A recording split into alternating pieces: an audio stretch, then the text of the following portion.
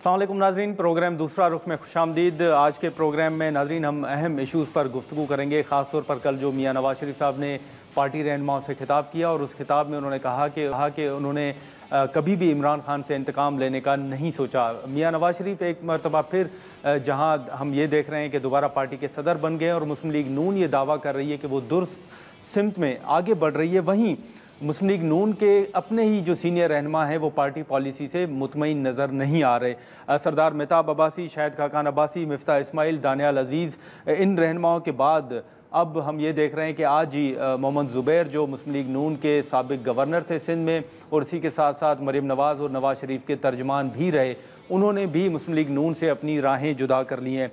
Senator Mushahid Hussain Syed वो भी इस वक्त मुस्लिम लीग नून से दूर दूर नज़र आ रहे हैं और ये भी हमारे ज़राए का दावा है कि नई बनने वाली जो जमात है उसने मुशाहिद हुसैन सैयद से रब्ता किया है और आने वाले दिनों में शायद मुशाहिद हुसैन सैयद भी नई जमात में ज्वाइन वो कर लें और शमूलियत इख्तियार कर लें। इसी के साथ साथ जो पंजाब हुकूमत की जानिब से हत्या इज़्ज़त का कानून हमारे सामने आया और उसके बाद सहाफ़ती तंजीमें इस पर सरापा एहतजाज हैं। उन्होंने उस वक्त स्पीकर सूबाई असम्बली से भी मुलाकात की थी, गवर्नर से भी मुलाकात की थी और सहाफ़ती जो तंजीमें हैं उन रहनुमाओं की जानिब से ये कहा गया कि उन्हें यकीन दहानी कराई गई थी कि इस बिल को तब्दील किया जाएगा या जो तहफ़्फ़ुज़ात हैं सहाफ़ियों के उन तहफ़्फ़ुज़ात को दूर किया जाएगा, लेकिन अब गवर्नर ने भी उन बिलों पर उस बिल पर दस्तखत कर दिए। अब ये तमाम इशूज़ हैं। फिर पीटीआई के जो राब्तों के हवाले से या जो अडयाला जेल से तस्वीर सुप्रीम कोर्ट में जमा हुई, जो रिपोर्ट जमा हुई, उसके बाद एक नई बहस भी छिड़ी। इन तमाम इशूज़ पर हम बात करेंगे। अर्जमान तहरीक इंसाफ रऊफ़ हसन साहब इस वक्त हमारे साथ मौजूद हैं, हम उनसे गुफ्तगू करेंगे। ख़ास तौर पर जो मियाँ नवाज शरीफ साहब की जानिब से पार्टी रहनुमाओं से खिताब किया गया और उस खिताब में उन्होंने कहा कि वो इंतकाम की सियासत पर यकीन नहीं रखते। उन्होंने खान साहब से मुलाकात का जिक्र भी किया था और कहा कि वो उस वक्त भी खान साहब से कुछ लेने नहीं गए थे, बल्कि उन्हें कहा गया था कि आप आएँ और साथ मिल के चलते हैं। और उस वक्त भी नवाज शरीफ साहब के मुताबिक इमरान खान साहब जो हैं वो बज़िद थे और वो नाला थे उस वक्त भी।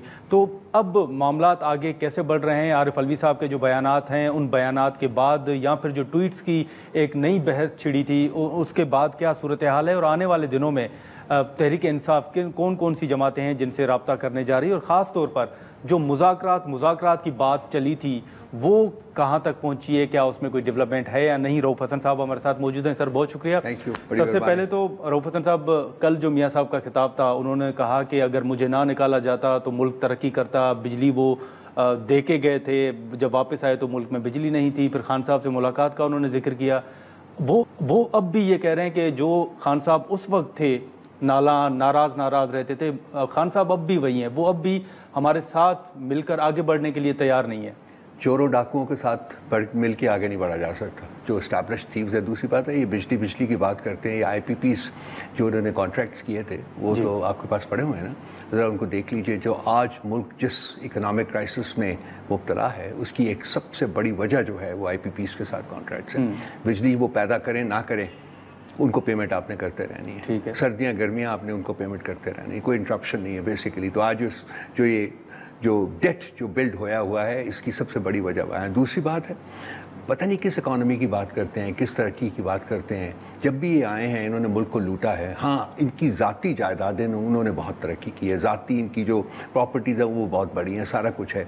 ये खान साहब के बारे में बात करते हैं कि उनको हम देने गए थे। खान साहब इनसे क्या लेंगे जी? जिस हैत के ये लोग हैं जो ये इन्होंने मुल्क के साथ कर दिया है, क्या खान साहब वो करना चाहेंगे? तो उनके साथ तो मिलके फिर ये तो ज़रदारी और शरीफ चूँकि इनका कल्चर ही एक है, इनके ऑब्जेक्टिव्स एक हैं, तो इसलिए ये मिल बैठे हुए हैं। लेकिन खान साहब ये एक क्रेडिट तो आप देना कि वो जो इंतकाम की सियासत होती है, कल भी उन्होंने जिक्र किया कि जब खान साहब बाहर थे तो उन्होंने कहा था कि मैं जाके नवाज शरीफ का ऐसी उतरवाऊँगा। तो अब पंजाब में उनकी हुकूमत है, वो इस तरह की बातें कम से कम मेरा ख्याल है नहीं कर रहे। तो आपने खान साहब को विजिट किया है? आपने देखा कि वो किन कंडीशंस पे रह रहे हैं? आप चाहें तो सही ना, अगर आप लोग जो बैठे हुए हैं यहाँ, आपको चाहिए कि इजाज़त लेके खान साहब को जाके देखें कि वो किन कंडीशंस में उनको रखा जा रहा है। सर तस्वीर के बाद तो वो कह रहे हैं 5 स्टार होटल में ये 5 स्टार होटल की तस्वीर लगती है आपको? और आप जाके देखें तो सही ना असल वो कहाँ रह रहे हैं और कैसे रह रहे हैं। सर तस्वीरों से हटके क्या मुख्तलिफ है? आपने तो मुलाकातें भी मैंने सेल नहीं देखा, लेकिन मुझे पता है कि क्या है वहाँ। अच्छा, मेरी चूंकि उनसे मुलाकात होती रहती है, बात होती रहती है। इन तस्वीर से हटके है, आप उनकी जो लिविंग कंडीशंस है उनको जाके देखें, खुद देखें। मैं ये कहूँगा कि 10 लोग, 12 लोग, 15 लोग, 20 लोग जाके देखें और किन कंडीशंस में, किन हालात में उनको वहाँ रखा गया हुआ है, उसके बाद ये बात करें। और इनकी जो कंडीशन, जिन हालात में ये रहते थे, उनको भी जाके आप एक इन्वेस्टिगेट कर लें, किसी 2-4 बंदे डालिए, उनको भी इन्वेस्टिगेट कर लें, इसी जेल में थे या कोट लखपत जेल में, वहाँ जाके देखिए, वो आपको बताएंगे कि किन कंडीशंस में ये लोग रहते थे। इन लोगों को प्रॉब्लम ये है कि ये झूठ तो बोलते हैं लेकिन शर्म नहीं आती है। ये झूठ भी इतनी डटाई के साथ बोलते हैं जैसे कि ये, लेकिन जो लोग जानते हैं असल हकायक को, ऑब्वियसली वो तो उनके ऊपर, क्या मैं इनको कहूँ, मैं कोई नहीं तो बात नहीं करना आपको कोई शक है कि हकायक इन तस्वीर से और ये कहते हैं जी कि मैं बदला नहीं लूँगा, मतलब खुदा, I have known them long time. अच्छा, विंडिक्टिव होने के अलावा इनके पास है ही कुछ नहीं है, क्योंकि इनके यहाँ तो है कुछ नहीं है, सिर्फ ये मतलब बुग्स और नफरत जो है वो इनके दिलों, इनके दिमागों में बसती है, और कुछ नहीं, सब्सटेंटिव चीज़ मौजूद नहीं है कुछ। इनकी सारी सियासत बुग्स और नफरत के ऊपर चलती है। और इस वक्त भी जो है खान साहब के साथ जो क्या उनके खिलाफ जो मुकदमात हैं जी, वो जेन्युइन है? क्या खान साहब ने वो तमाम जुर्म किए जिनका उनके ऊपर उनको एलेज किया जा रहा है? सही। एक fake, frivolous and fraudulent cases के ऊपर उनको 4 मुकदमात में तो ऑलरेडी सजा दी जा चुकी है, और अब और जाली मुकदमात उनके ऊपर बनाने की कोशिश की जा रही है। इनके पीछे नून लीग है या वो ताकतवर? देखिए, जो हुकूमत में बैठे हुए हैं, रिस्पॉन्सिबिलिटी तो उन्हीं की आएगी ना, यही बैठे हुए हैं ना। इनका भाई प्राइम मिनिस्टर है ना, इनकी बेटी जो है वो चीफ मिनिस्टर है जी।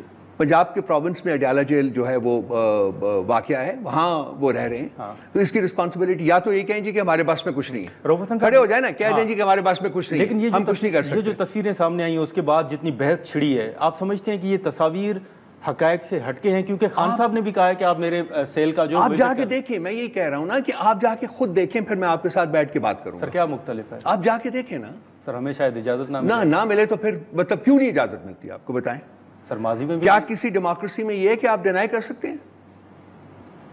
अगर ये जमहूरियत का प्रचार करते हैं तो क्यों नहीं आपको इजाजत मिलती? क्यों नहीं बाकी जर्नलिस्ट उस अंदाज से कर नहीं सकता? चाहे क्यों नहीं कर सकते?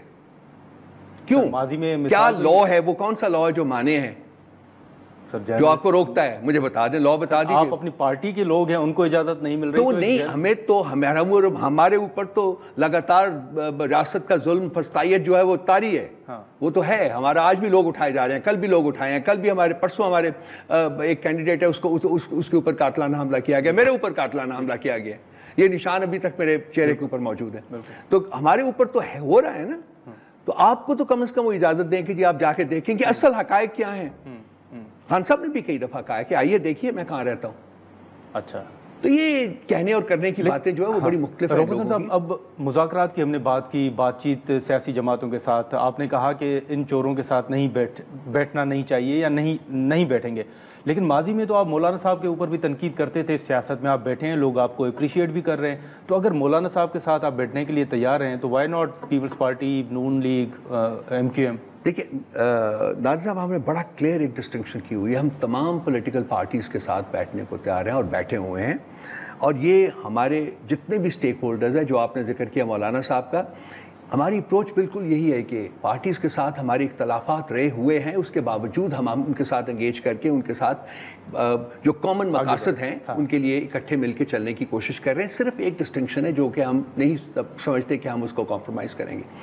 जो मैंडेट चोरी हुआ है जी, और जिन पॉलिटिकल पार्टीज ने उस चोरी किए हुए मैंडेट से बेनिफिट किया है, जो 3 पार्टीज हैं, PMLN, पीपल्स पार्टी और MQMP, उनके साथ हमारा प्रिंसिपल डिस्कशन है कि जी हम उनके साथ बात नहीं करेंगे। बाकी तमाम पॉलिटिकल स्टेक होल्डर्स के साथ हम एंगेज्ड हैं। आपको अच्छी, बहुत करीब आपको और अच्छी खबरें भी मिलेंगी कि और लोग भी शामिल हो रहे हैं। हमारा जो इत्तेहाद हमने बनाया उसमें अभी शाहिद खान अब्बासी साहब लोगों ने भी पार्टी बनाई है, क्या उनके साथ भी PTI राब्ता करेगी? हम देखते हैं, इस बारे में अभी पार्टी ने चूंकि कोई डिस्कशन की नहीं है, तो इसलिए जब फैसला कोई होता है पार्टी का तो हम उसी के मुताबिक हम चलेंगे। तो आप समझते हैं कि जो नवाज शरीफ साहब का बयान है कि वो इंतकाम की सियासत पर यकीन नहीं रखते, आप समझते हैं कि जो झूठ का मुरक्कब, झूठ और दगे का मुरक्कब है, वो शख्स सच बोल ही नहीं सकता। मैं उसके मुंह के ऊपर कहने को तैयार हूँ, तो सच बोल ही नहीं सकता। सर, कल हमारी लतीफ़ खोसा साहब से गुफ्तगू हुई थी और उन्होंने कहा कि मियाँ साहब को जिन मेडिकल रिपोर्ट्स की बुनियाद पर बाहर जाने की इजाज़त दी गई थी वो इस्टेब्लिशमेंट ने तैयार की थी, वजारत सेहत का कोई अमल दखल नहीं था। आपकी हुकूमत थी, यास्मीन राशिद साहिबा वज़ीर सेहत थी, वो रिपोर्ट्स क्या थी, वो मामला क्या था, आप सामने क्यों नहीं ला खोसा साहब ने कहा है बिल्कुल ठीक कहा है, फेक रिपोर्ट्स थी जिनकी बस के ऊपर उनको होता ही है कि जी आपको पता है कि कौन कंट्रोल करता है चीज़ों को, मुझे बार बार बात करने की जरूरत नहीं है उसमें, तो ऑब्वियसली वो कंट्रोल कर रहे थे, उन्होंने किया सब कुछ किया, जो लोग भी थे, जो खोसा साहब ने कहा है, मुझे उसके बाद कुछ बात करने की जरूरत नहीं है, खोसा साहब ने कहा बिल्कुल ठीक कहा है। जनरल बाजवा का दबाव था, मैं किसी बंदे का नाम नहीं लेना चाहता। अच्छा, क्या तो क्या उस वक्त आपको इल्म नहीं था कि ये रिपोर्ट्स फेक है? हमें पता चल गया था बाद में, मियां साहब के जाने के बाद या उससे पहले? जाने के बाद। तो खान साहब का रिएक्शन क्या था जब पता चला? क्या कर सकते थे उस वक्त, क्या करते? अच्छा सर, ये बातें फिर आप आज तक सामने क्यों नहीं लाए कि ये मेडिकल रिपोर्ट जाली थी, उन्होंने बनाई थी? सबको पता है, सारी कौम को पता है, आपको नहीं पता तो मैं क्या करूं? नहीं पता, सारी कौम को पता है कि क्या हुआ था। जाली प्लेटर्स के ऊपर मीम्स बनी हुई हैं, आप देखिए, stretching back two years 4-5 years। Sir वो तो जब वो जहाज पे जा रहे थे तब खान साहब ने कहा, सब मीम्स बनी हुई है, सबको पता था क्या हुआ है। अच्छा। सबको पता था कि किसने हमारा अकाउंटेबिलिटी जो है प्रोसेस जो था, जो हम करना चाहते थे, उसको सबटाच किया, सबको पता था। अच्छा, सबको पता था कि इन चोरों डाकुओं को अकाउंटेबिलिटी से किसने बचाया, ये भी सबको पता था। मुझे हैरानगी हो रही है नादिर साहब, आपको नहीं पता? नहीं सर, क्योंकि उस वक्त जब रिपोर्ट्स आई थी तो उस वक्त वजीर सेहत यास्मीन साहिबा थी और उनकी जानिब से भी कोई बयान नहीं आया था, बल्कि वो खुद मुतहरिक थी। बयान आए थे उनके बाद में आ गए थे, उनको पता चल गया था कि अच्छा सर, अभी रऊफ साहब जो मुज़ाकरात की बातचीत चल रही है, ये भी कहा जा रहा है कि हमाद अजहर साहब कैसे मंजर आम पर आ गए, आजम स्वाति साहब अब लाइव प्रेस कॉन्फ्रेंस कर रहे हैं, क्या कहीं ना कहीं कोई वजीर आला से, स्पीकर से, आपके किसी रहनुमा से कोई बातचीत हो रही है, कोई शुरुआत हुई है? कौन से वजीर आला से? वजीर आला खैबर पख्तूनख्वा से। उसकी किससे बातचीत हुई है जी? वही हल्के जिनके बारे में आप कहते हैं। बिल्कुल नहीं हो रही जी, कोई बातचीत नहीं हो रही, कोई कॉम्प्रोमाइज़ नहीं हो रहा। कल आप उनकी तकरीर जो है वो सुन लीजिए, उसके बाद आपको मेरा ख्याल हालात से बिल्कुल आगाह हो जाना चाहिए। कोई किसी से बात नहीं हो रही है, किसी हम असूलों के ऊपर कोई कॉम्प्रोमाइज़ नहीं होगा, कोई डील नहीं होगी।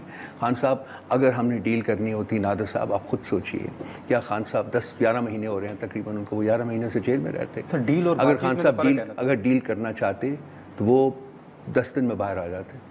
अच्छा, वो भी चले जाते लंदन, कहीं ऑप्शन दिया गया और चले जाते। बिल्कुल, मैंने बारहा कहा है प्रोग्राम्स में, ऑप्शन थे, ऑप्शन हैं, लेकिन वो शख्स है जो कि इस मुल्क के लिए और इस मुल्क के अवाम के लिए एक पोजीशन लेके बैठा हुआ है कि मैंने डील नहीं करनी। अभी भी ऑप्शन मौजूद है? बिल्कुल मौजूद है, हर वक्त मौजूद रहे हैं। क्या आप बाहर जाएं तो केसेस खत्म? वो जो होता है किक आउट किक इन, यानी कि हुकूमत आपके पास है, ताकत कहीं और है।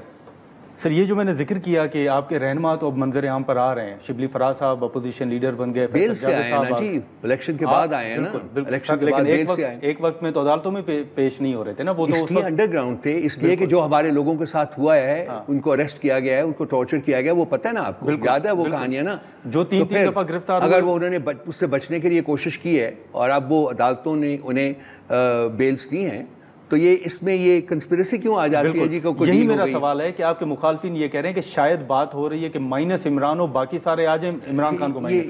ये मीडिया पलता ही कंस्पिरेसी थ्योरीज के ऊपर है। इस मीडिया के पास सब्सटेंस ही नहीं है कि कोई मीनिंगफुल बात करे। सर ये ट्रेजेडी है सर, ये मीडिया की बात नहीं है, मीडिया की बात है, ये सियासतदानों। मैं मीडिया पे बैठ के मीडिया के बारे में बात कर रहा हूं। मैं आपके सामने बैठ के कह रहा हूं कि ये आपके सियासी मुखालिफ वो सियासी मुखालिफ बताएं, नाम बताएं कौन कहता है? पीपल्स पार्टी कह रही है कि पीपल्स पार्टी ने सवाल उठाया कि आजम उनके और आज के मीडिया में बहुत कम फर्क है। वो भी वही काम कर रहे हैं जो मीडिया कर रहा है, वो उनकी जो कहते हैं वो आगे बढ़ा देते हैं। फिर उनको सवाल किया करें जी, किस बेसिस के ऊपर इस किस्म की वो गुफ्तगू कर रहे हैं। सही, हमारा कोई किसी से डील नहीं हो रही, किसी किस्म की नहीं हो रही। हाँ। हमारी पहले दिन से जब से केपी की हुकूमत बनी है, हम लोगों ने कोशिश की है कि वफाक के साथ जिसकी एक इकाई हैं उनके साथ फंक्शनल रिलेशनशिप रखे जाए, क्योंकि ये इम्पेरेटिव है, कॉन्स्टिट्यूशन ये डिमांड करता है। ठीक है, उसके मुताबिक कोशिश हमारी तब रही, पहले दिन से ये रही है। अली अमीन गंडापुर साहब आए थे, मिले थे प्राइम मिनिस्टर को। हाँ, वफाक का जो रिस्पॉन्स है वो इंतहाई नेगेटिव रहा है और आज भी नेगेटिव है, जिसकी वजह से मुश्किलात पेश आ रही हैं। सर आपकी हाल ही में या माजी करीब में जो मुलाकात हुई है खान साहब के साथ, IMF के बजट के हवाले से या जो वफाकी हुकूमत बजट पेश करने जा रही उस हवाले से, या जो आरिफ अलवी साहब को एक टारगेट दिया गया है या टास्क दिया गया है, उस हवाले से कोई बातचीत हुई है कि वो क्या करेंगे, और बजट पेश होगा तो क्या हिकमत अमली होगी? देखिए, मेरी मुलाकात उनसे हुई थी नॉट लास्ट थर्सडे, हम गए थे वहाँ मुलाकात के लिए उनसे, लेकिन उस दिन खान साहब की पेरेंट्स थी सुप्रीम कोर्ट में और वो बहुत लेट हो गई, आपको पता है, और उसके बाद वो जेल मैनुअल के मुताबिक मुलाकात का वक्त जो था वो ख़त्म हो गया, सो हम मिले बगैर वापस आ गए। सो लास्ट मुलाकात मेरी ऑलमोस्ट 10-11 दिन पहले हुई थी। उस वक्त तो बजट की कोई बात नहीं हुई थी, शायद इस दफ़ा मिलते तो बजट की बात होती। अच्छा, क्योंकि अब आ रहा है। रऊफ हसन साहब, एक आखिरी सवाल होगा कि आपके ऊपर हमला हुआ, FIR का इंदराज हुआ, सेनेट में उस वक्त वज़ीर कानून की जानिब से ब्रीफिंग दी गई, आप मुतमईन हैं अभी तक कोई डेवलपमेंट हुई है? पुलिस ने, इंतज़ामिया ने आपसे रब्ता किया है? कल 3 हफ्ते हो जाएंगे जी, किसी गवर्नमेंट फंक्शनरी पुलिस की तरफ से मेरे साथ किसी किस्म का कोई रब्ता नहीं हुआ। सिर्फ राना सनाउल्लाह साहब ने स्टेटमेंट दी थी कि जी बहुत मुश्किल आ रही है उनको पकड़ने में क्योंकि उन्होंने मेकअप बहुत किया हुआ था। तो ये अब मैं क्या कहूँ, ये संजीदा नोयत का बयान है आपके? संजीदा नोयत का बयान उन्होंने दिया है, इंटरव्यू के दौरान दिया है। अच्छा, और वो एक दिन में आपको पता है कि जियो फेंसिंग होकर 10,000 बंदा हमारा 24 घंटे के अंदर अरेस्ट हो गया था। आपको याद है कब हुआ था वो? आप इस केस को कब हुआ था, आप बताएं ना मुझे, कब हुआ था वो? सर, जिसका हम सब जिक्र करते हैं 9 मई के तो बाद, ठीक है, तो 24 घंटे में 10,000 बंदा जो है वो उन्होंने पकड़ लिया था। उसकी जियो फेंसिंग हो गई थी। यहाँ 4 बंदों की जियो फेंसिंग नहीं हो पाई। ठीक है ना जी, 2 दफ़ा उन्होंने मेरे ऊपर अटैक किया। इस केस को 1 घंटे का मसला नहीं है, अगर वो कुछ करना चाहें। सर, आप फॉलो करेंगे इस केस को? मैं, पार्टी फैसला करेगी, पार्टी जो फैसला करेगी मैं उसको अबाइड करूंगा। अच्छा, क्या करना है, किस तरीके से फॉलो करना है कि नहीं करना, वो पार्टी फैसला ठीक है। करेगी। ठीक है, रऊफ हसन साहब, बहुत शुक्रिया सर, आपने वक्त निकाला। रऊफ हसन साहब की गुफ्तगू आपने सुनी। यहाँ पर हम एक शॉर्ट ब्रेक लेंगे और ब्रेक के बाद हम कोशिश करेंगे कि अपोजिशन लीडर पंजाब जो हैं उनका भी आखिरी सेगमेंट में मौक़िफ़ जानने की कोशिश करें कि जो पंजाब हुकूमत ने बिल पास किया उसमें जो तनकीद की जा रही है कि पीपल्स पार्टी ने भी अपना किरदार अदा किया, लेकिन वो मंजर आम पर उस अंदाज से नहीं आए, ऐवान के अंदर भी और बाद भी। यहाँ पर एक शॉर्ट ब्रेक लेते हैं, ब्रेक के बाद हम दीगर इशूज़ पर गुफ्तगू करते हैं।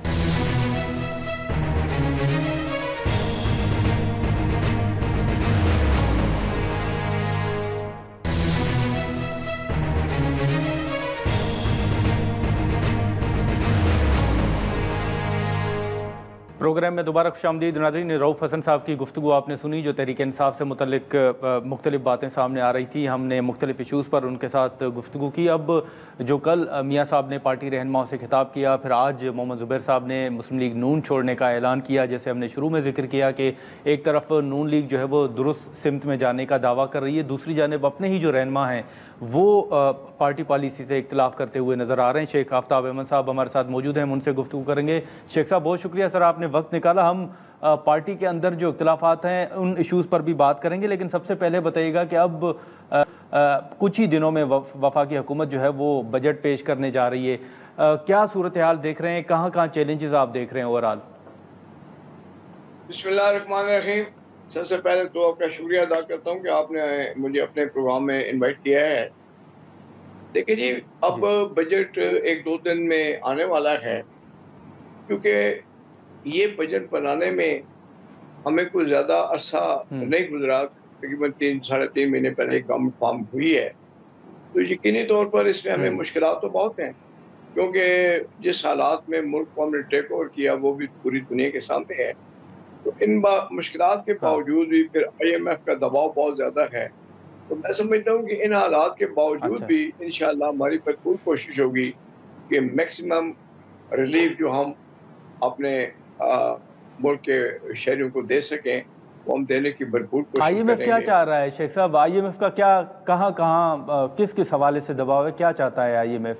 देखिए ना, बात यह है कि वो IMF बुनियादी तौर पर तो पैसा देता है हमें, इन्वेस्टर है वो। अब वो यकीनन चाहता है कि उनका जो पैसा यहाँ पर आके लगे वो इतना महफूज हो, उन्हें वापस लेने में कोई दुश्वारी पेश ना हो। और चूंकि इस वक्त इस तरीके से शहबाज शरीफ साहब कोशिश कर रहे हैं, दुनिया भर के चक्कर लगा रहे हैं, लोगों को यहाँ पर इनवाइट कर रहे हैं, तो यकीनी तौर पर इंशाल्लाह हालात बिल्कुल ऐसे हो जाएंगे कि हम उन्हें बर वक्त जो है अपना उनका पैसा अदा करेंगे। मुझे थोड़ा सा ये भी याद है कि जब 2013 में हमारी गवर्नमेंट बनी थी तो मियाँ साहब वज़ीर आज़म थे, तो उस वक्त भी IMF से कर्ज दिया गया था, लेकिन मियाँ साहब की दिन रात की मेहनत की वजह से 2016 में हमने IMF का तमाम कर्ज उतार दिया और नवाज शरीफ साहब ने कहा था कि गुड बाय फॉरएवर। तो मुझे यकीन है कि इंशाल्लाह अब शहबाज शरीफ साहब भी, और जिस तरीके से मरियम साहबा पंजाब में है और शहबाज शरीफ साहब फेडरल गवर्नमेंट में, और फिर एक ट्रेडिशन गवर्नमेंट है, इसमें एफर्ट शामिल हैं बिलावल भुट्टो साहब की भी, इसमें एमक्यूएम की। लेकिन शेख साहब, अब जहाँ पर ये मुआशी चैलेंजेस हैं, दीगर सियासी इशूज़ हैं, वहीं पर मुस्लिम लीग नून के अंदर जो इख्तिलाफात हैं, अब जैसे हमने शुरू में भी कहा कि दानियाल अजीज़ साहब हो गए, सरदार मेहताब अब्बासी साहब हो गए, शाहिद खाकान अब्बासी, अब मुशाहिद सैयद साहब को आप देख लें, ये अब आज मोहम्मद ज़ुबैर साहब ने पार्टी छोड़ने का ऐलान कर दिया। ये क्या वजूहात हैं कि पार्टी के सीनियर रहनुमा जो है वो मुस्लिम लीग नून को छोड़ रहे हैं? देखिए जी, ये मेहताब अब्बासी साहब हों या कुछ लोग और भी हैं जो अब नहीं, ये बहुत अर्सा पहले पार्टी छोड़ चुके हैं, और ज़ुबैर साहब भी बहुत अर्सा पार्टी से एक अलहदा हो चुके हैं। बाकायदा ऐलान उन्होंने ये आज किया है, लेकिन मैंने 3-4 सालों में मैंने कभी पार्लिमानी पार्टी मीटिंग में या सेंट्रल वर्किंग कमेटी की मीटिंग में मैंने उन्हें नहीं देखा। तो वो लाताल्लुक तो बहुत पहले के हो चुके हैं। हाँ, अलबत्ता शाहिद खाकान अब्बासी साहब जो हैं वो अब लाताल्लुक हुए हैं, और यकीनन उनकी अपनी एक सोच है, उनकी अपनी एक सिमत है। वो समझते होंगे कि इन पॉलिसियों से उन्हें इख्तिलाफ है। तो देखिए ना, बात ये जी कि पॉलिटिकल पार्टीज के अंदर यही होता है कि इख्तिलाफ राय का हक हर एक को होता है। पहले तो नहीं, लेकिन मोहम्मद ज़ुबैर साहब तो सर सिंध के गवर्नर रहे, वो खुद नवाज शरीफ साहब के, मरियम साहिबा के तर्जमान भी रहे। वो ये भी कहते रहे कि माजी में जो इस्टेब्लिशमेंट के साथ मुलाकातें हुई वो मियाँ साहब के कहने पर करते रहे। आप समझते हैं कि वो उनके ये बयानात दुरुस्त नहीं है? वो मियाँ साहब के अगर इतने करीबी थे तो फिर वजूहात क्या बनी है आपके नज़दीक, कोई बता सकेंगे? देखिए जी, बात ये है कि वो अगर ये कहते हैं कि उनकी एस्टेब्लिशमेंट से मुलाकातें होती रहीं, तो वो नवाज शरीफ साहब के कहने पे नहीं हुई कोई मुलाकात, क्योंकि नवाज शरीफ साहब के जो मामलात हैं वो बहुत अपने एक और अंदाज में चलते हैं। वो ये दुरुस्त नहीं कह रहे। बहरहाल उन्हें वो यकीनी तौर पर पार्टी के अंदर किसी न किसी बात पे इख्तिलाफ ज़रूर होगा। बाज़ जगह पे जो डिवीजन ऑफ पावर्स होती है, वो जब एक तरफ से दूसरी तरफ रुख इख्तियार करती है, तो उसमें भी कुछ चीज़ें आ जाती हैं जो आड़े आ जाती हैं। बताओ, माता बाबा साहब बहुत पहले छोड़ के चले गए थे। तो कहने का मकसद ये है जी कि इतनी बड़ी पार्टी हो तो उसमें इख्तिलाफ राय का होना एक फितरी अमल है। कुछ लोग जो है वो इख्तिलाफ राय भी रखते हैं, इसी के साथ चलते भी रहते हैं। कुछ लोग तो होते हैं कि जो इख्तिलाफ राय इस हद तक ले आ जाते हैं कि फिर उन्हें पार्टी से अलग होना पड़ता है। शेख साहब, यहाँ पर एक शॉर्ट ब्रेक लेते हैं और ब्रेक के बाद हम यहीं से गुफ्तगू को आगे बढ़ाते हैं।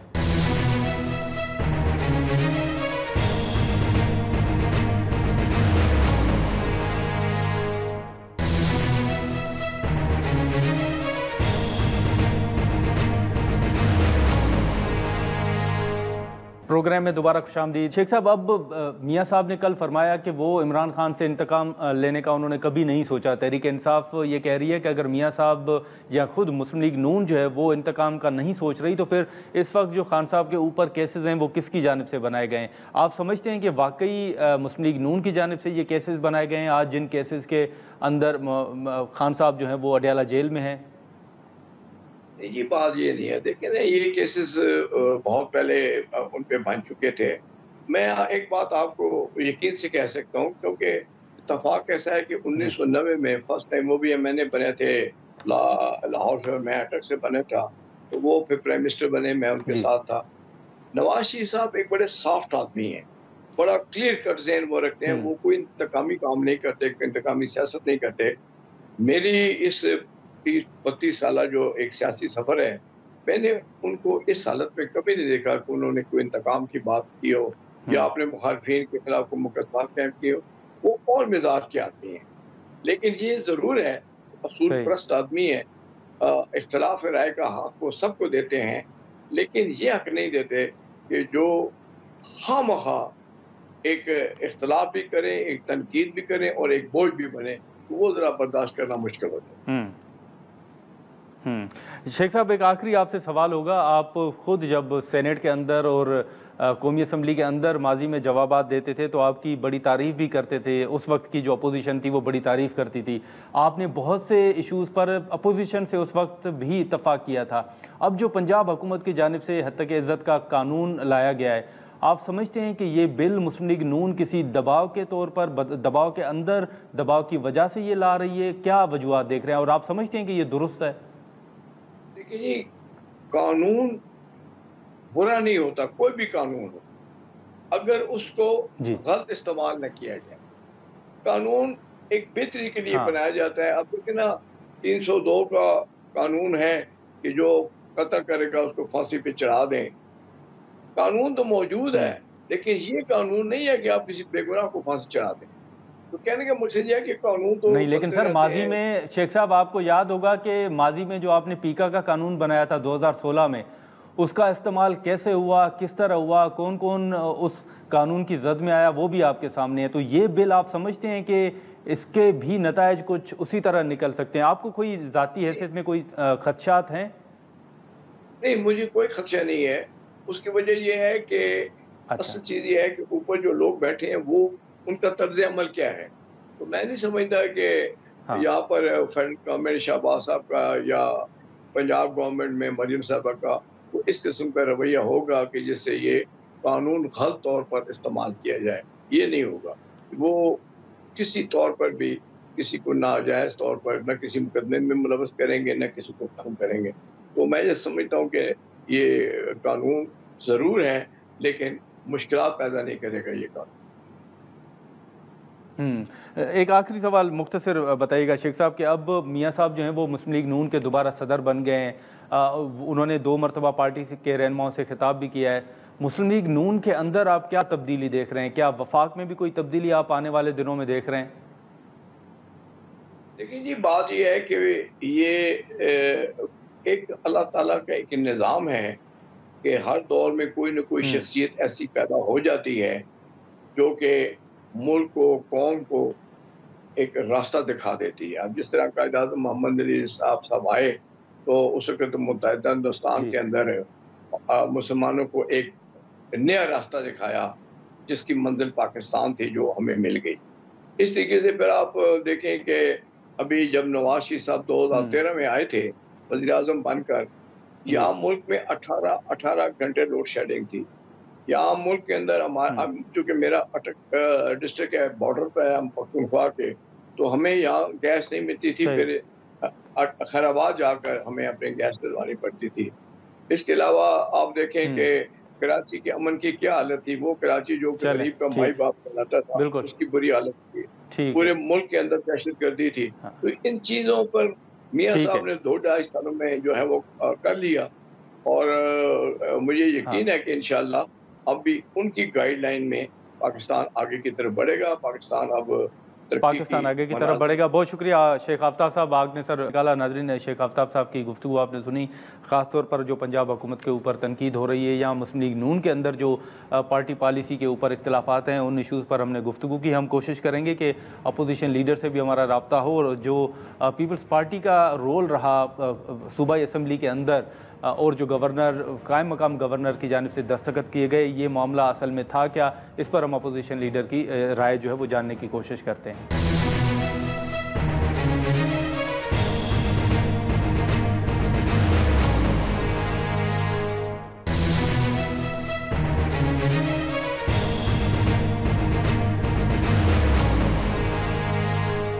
प्रोग्राम में दोबारा खुशामदीद नाज़रीन। रऊफ़ हसन साहब और शेख आफ्ताब साहब की गुफ्तगू आपने सुनी। जैसे हमने पंजाब हुकूमत की जानिब से हत्या के इज़्ज़त का जो कानून है उसका हमने जिक्र किया था। अब उसके हवाले से मुख्तलिफ चीज़ें जो हैं वो सामने आ रही थी। पीपल्स पार्टी ने अपना मौक़िफ़ दिया कि उनका बिल में कोई किरदार नहीं था और उन्होंने बिल की मुखालफत की थी, लेकिन कुछ चीज़ें ये भी सामने आई कि बिल की मंजूरी के वक्त शायद पाकिस्तान पीपल्स पार्टी के रहनुमा और जो अरकान थे वो असम्बली में मौजूद ही नहीं थे।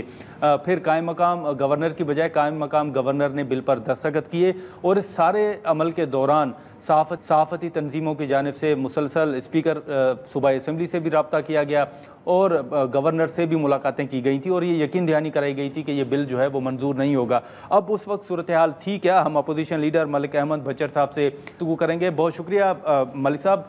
इस वक्त मुख्तलिफ चीज़ें जैसे हमने जिक्र किया वो सामने आ रही हैं।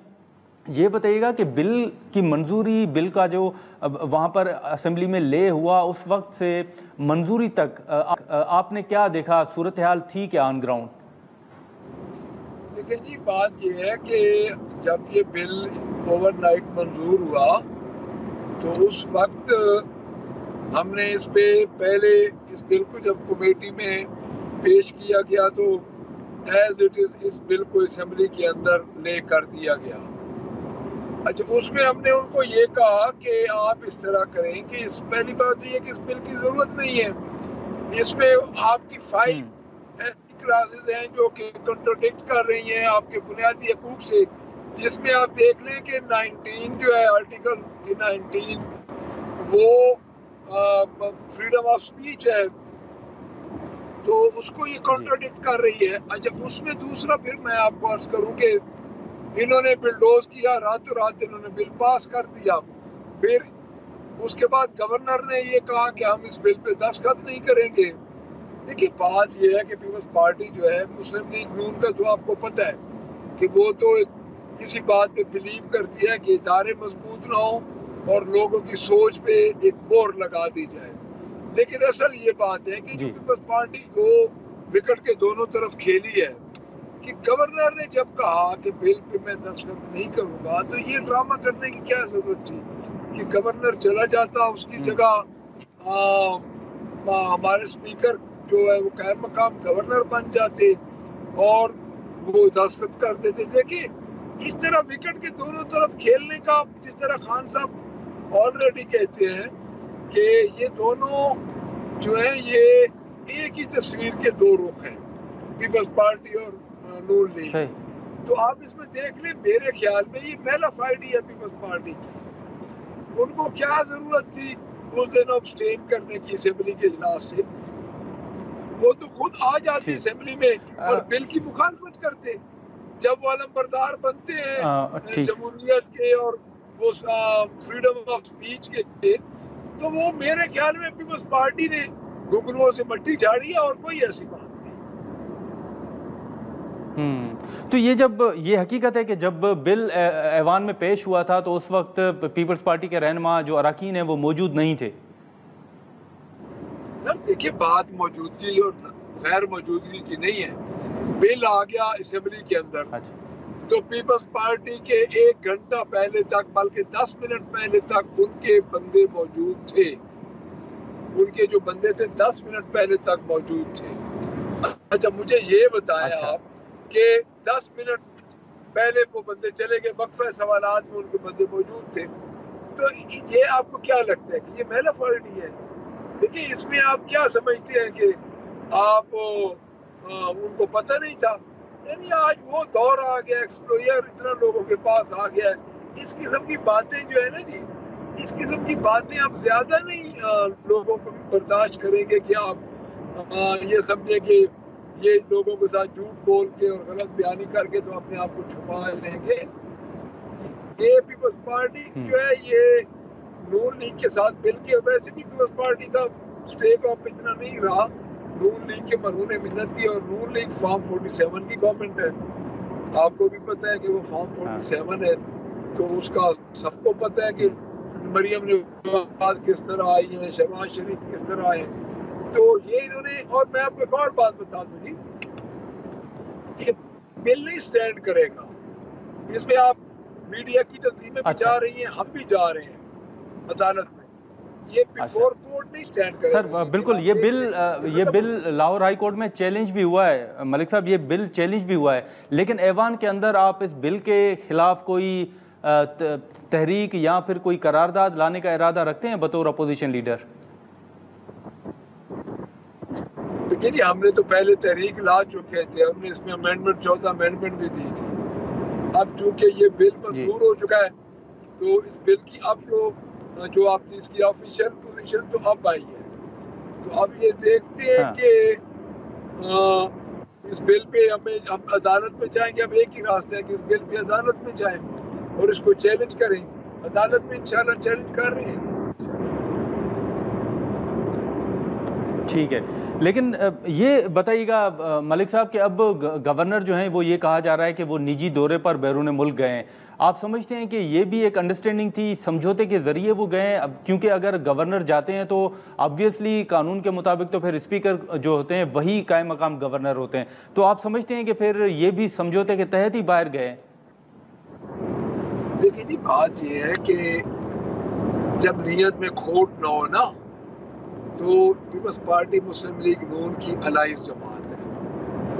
अब बात ये है कि इनको करना ये चाहिए था कि ये मना करते कि देखें ये हमारी एक अंडरस्टैंडिंग है, हमारी एक इस बिल पे स्टैंडिंग है, आप इस बिल पे दस्तखत ना करें, खुद आके फैसला करेंगे। तो ये तो डेफिनेटली है ही मेटाफाइड कि वो चला गया है तो आप पीछे से उसको कर दें। हम ये कहने वाले बन जाए कि हम तो नहीं थे। देखें ये चीजें अब इतनी लोगों को इन्होंने धोखा दे रहे हैं और ये जो मुसल्लत किए गए हमारे ऊपर, और ये मुसल्लत की हुई गवर्नमेंट है, तो मेरा नहीं ख्याल के ये गवर्नमेंट अवाम को सहूलत देगी। देखिए ये पंजाब गवर्नमेंट के 100 दिन कहते हैं, अब 100 दिन आप दो चीजें इसमें वाज़ेह हुई हैं। एक आप गंदम देख लें, गंदम के साथ क्या की है स्पीक टॉकर चीफ मिनिस्टर ने, और एक यहाँ पे डेफेमेशन बिल, दोनों पे आप देख लें इन्होंने क्या किया। ये नहीं एक तरफ इन्होंने किसान को मार दिया, एक तरफ लोगों की सोच को ये पहरा दे रहे हैं, लोगों की सोच ये खत्म करने के मुतरादिफ है ये जो डेफेमेशन। तो मेरे ख्याल मुताबिक ठीक है, मेरी राय ये है कि पीपल्स पार्टी और मुस्लिम लीग नून सेम पिच पे थे इस डेफेमेशन में। अच्छा, लेकिन मलिक साहब बतौर अपोजिशन लीडर और बतौर सियासतदान आप क्या देख रहे हैं कि पहले हम जो पीका का कानून है वो भी आपके सामने है कि उसका इस्तेमाल किस तरह हुआ, कौन कौन उस बिल की जद में आया। ये जो बिल मंजूर हुआ है पंजाब हुकूमत की जानिब से, ये जो बिल लाया गया है, इसके असरात आप क्या देख रहे हैं? आपको खदशात क्या हैं बतौर अपोजिशन लीडर के इस कानून का इस्तेमाल किसके खिलाफ और किस तरह होगा? देखिए जी, जो पीका का कानून है ना, आप अगर रिपोर्ट पढ़े ना कोई 2 दिन पहले, उसमें एक रिपोर्ट शाया हुई है जिसमें 44,000 अकाउंट उन्होंने जो है वो अनएक्टिव किए और उनको खत्म किया है, पहली बात। अच्छा, दूसरी बात, आप 3 स्टेक होल्डर्स हैं मेन इसमें, सोशल मीडिया और इलेक्ट्रॉनिक मीडिया और आपका प्रिंट मीडिया, साथ पाकिस्तान तहरीक इंसाफ भी मेन स्टेक होल्डर है हमारा भी। देखिए जो इलेक्शन हुआ है हमारा 8 फरवरी वाला जिसमें उन्होंने धांधली की है, वो आप देख लें हमारा सोशल मीडिया पे हुआ है। नहीं तो हमें तो इन्होंने हमारे से तो इन्होंने निशान भी खींच लिया था। तो ये सारा जो कर रहे हैं ये मुख्तलिफ तरीकों से आज़ादी राय पे ये एक मखसूस ये करना चाहते हैं कि आज़ादी राय में एक मखसूस जगह पे आप आके रुक जाएं कि अच्छा आप ये बताएं कि हत्या की इज्जत जो है क्या ये एक स्पेशल क्लास के लोगों के लिए है? देखिए ना ये क्या है जिसमें कानूनी आज़ादी ना हो। ठीक है, हाँ मलिक साहब, एक आखिरी सवाल आपसे होगा कि अब आज मुस्लिम लीग नून के अंदर जो है वो इख्तिलाफात की खबरें सामने आ रही हैं। आप पंजाब असम्बली में अपोजिशन लीडर हैं। मोहम्मद ज़ुबैर साहब ने आज मुस्लिम लीग नून छोड़ दी। पहले जो लोग मुस्लिम लीग नून से अलग हुए हैं वो आपके सामने हैं, मिफ्ताह इस्माइल, शाहिद खाकान अब्बासी, मेहताब अब्बासी, दानियाल अजीज़। कुछ लोग नाराज़ भी नज़र आ रहे हैं। पंजाब असम्बली के अंदर आप समझते हैं कि वाकई पंजाब असम्बली के अंदर भी कुछ लोग नाराज़ हैं? क्योंकि मोहम्मद ज़ुबैर साहब के मुताबिक कि मुस्लिम लीग नून के बहुत से रहनुमा हैं जो नून लीग की पॉलिसी से इत्तफाक नहीं करते। तो आपसे किसी ने रब्ता किया है नून लीग के रहनुमाओं ने? देखिए जी, मेरी रिक्वेस्ट ये है कि जो नून लीग है ना, नून लीग इस वक्त सियासी जमात नहीं रही, एक लिमिटेड कंपनी बन चुकी है, Nawaz Sharif and limited company, पहली बात। दूसरी बात ये है कि जो लोग फॉर्म 47 पे सिलेक्ट हो के आए, इलेक्ट तो वो हो के नहीं आए, अब मुझे ये बताएं कि जो लोग फॉर्म 47 पे सिलेक्ट होके आए हैं उनको सिलेक्ट किसने किया है? जिन्होंने उनको सिलेक्ट किया है वो उनके इशारे पे बैठे हैं। नून वाले वो तो जिस वक्त कहेंगे नून को वो छोड़ देंगे। नून बुनियादी तौर पे सियासी इस वक्त as a political party work नहीं कर रही। आपको भी पता है कि एस्टेब्लिशमेंट की जमात बन के वर्क कर रही है इस वक्त।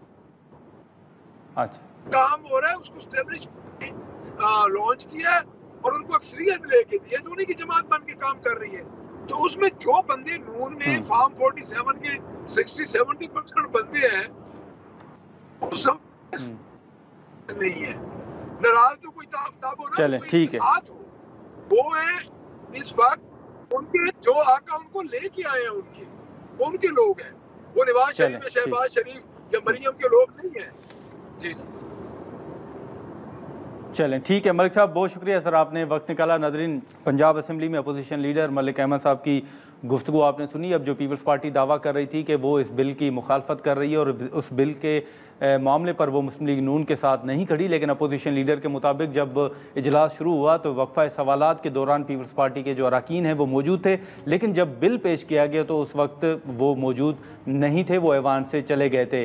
अपोजिशन लीडर के मुताबिक इस बिल के मामले पर पीपल्स पार्टी मुस्लिम लीग नून के साथ सेम पेज पर है। अब देखें कि अब ये हाई कोर्ट में चैलेंज तो हुआ है, उस चैलेंज होने के बाद ऐवान के अंदर या फिर अदालत की जानिब से इस बिल पर क्या फ़ैसला सामने आता है। आज के प्रोग्राम में इतना ही, इजाज़त दीजिए, अल्लाह हाफ़िज़।